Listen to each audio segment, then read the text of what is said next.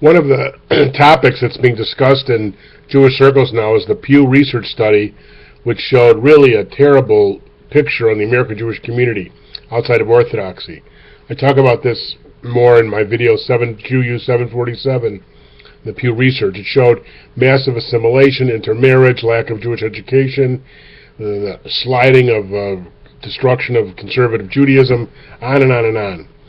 And there's been a lot of talk about it and even some suggestions, and I wanted to just explain why I think these suggestions are not the ultimate answers, just kind of shortstops.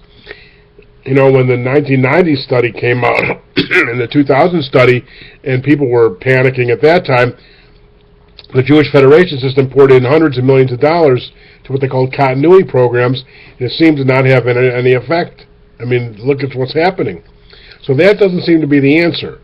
The latest Federation answer seems to be, they said the following four-step plan: pour more money into early childhood Jewish education, increase the percentage of Jews going to Jewish summer camping, have more programs for the birthright alumni, those people who get that free trip to Israel, what to do with them when they get back, and what they call Jewish development zones, finding good Jewish experiments and fund them.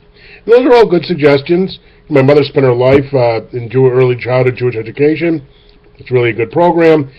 Jewish summer camping, well, a lot of Jewish kids go to summer camps where there are a lot of Jews. Some even have a kind of a Jewish atmosphere, but there's not substantial Jewish content. The idea of doing more with the birthright alumni, those are all good ideas, but it really misses the boat. It doesn't change the fundamental issue. And there's another rabbi who said that the key is you got to have people understand the idea of being commanded, the more an obligation, which is all true, but how do you do that? What all of this talk is missing is the essential idea that people don't have, that they don't grow up with the basic narrative. You know, if you think about talk to your average Arab who grows up, Muslim who grows up in the Arab world, they have a very misguided narrative, but they have a very strong narrative that the Jewish people are interlopers, they stole the land, they want to confiscate all the Arab land in the whole Middle East, they want to kill Arabs. I mean, that's what they're taught. Sadly and unfortunately, and it's a complete lie, but they have a narrative. But we don't teach the narrative of what it is to be a Jew. What does it mean? You know, the study kept talking about how Jews they say they're Jewish but have no religion. Judaism has never been a religion.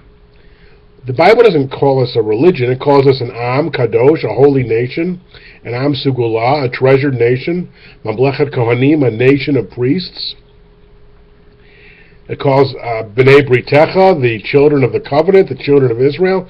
We're a people, we're a family, with a very old religious component. And what's been successful about us is that we are the oldest original religious ethnic group that still survives today, that exists today with the original ideas that founded it. And those ideas have shaped Western civilization. That we're called Jews because we're Judeans. That it goes right directly from Abraham to Isaac to Jacob to his sons. And when the 12 tribes took over the land of Israel, which was given to them by God in Genesis through Isaac, and when they took over the land, and in 722 the Assyrians conquered the 10 northern tribes, what was left was Judah. And in 586 BCE, when the Judeans were conquered by Babylonia and brought to Babylonia, I just made a video about hundreds of Torahs from the Babylonian Iraqi community that are in U.S. hands right now that sadly may be turned back to Iraq to be destroyed. Jews have a very old relationship. They were taken back to Iraq, but many stayed in Israel, and they went back to Israel when they were released by the Persians to go back and rebuild the temple. We've had this long relationship with the land of Israel, 4,000 years, promised by God, never gave up on it. And we are descendants of that proud people. And what bound us together, besides being a people, was the covenant of the Torah that God gave us, which said you should live this way, live a holy life in this particular way. That's what the narrative is, and that's what parents simply don't tell their kids anymore, who they are, what it is to be a Jew, why be a Jew. And if you don't teach the narrative, then all the rest won't matter, because kids rather have a different narrative. They'd rather be an American or whatever it is. They don't even know what it is to be a Jew.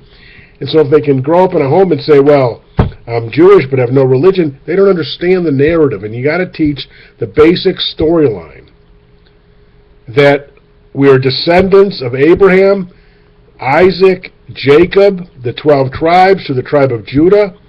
We were in the land of Israel. We were expelled, most of us. We were slaves in Egypt. We got back to Israel. We lived there. We were taken away. We fought to come back. We built the temples. We have the Torah. We've given these fundamental ideas of the Ten Commandments, of the Sabbath, of the Messiah, of one God to the world. That is our job to witness. That is what we are a part of as a Jewish people. It's about the narrative of telling the story of what it is to be a Jew. That's the underlying thing that has to be beneath everything else that we do to try and repair the damage the Pew results, the study, seems to indicate. Teach yourself and your children and inculcate that story of what the master story of what it is to be a member of the Jewish people.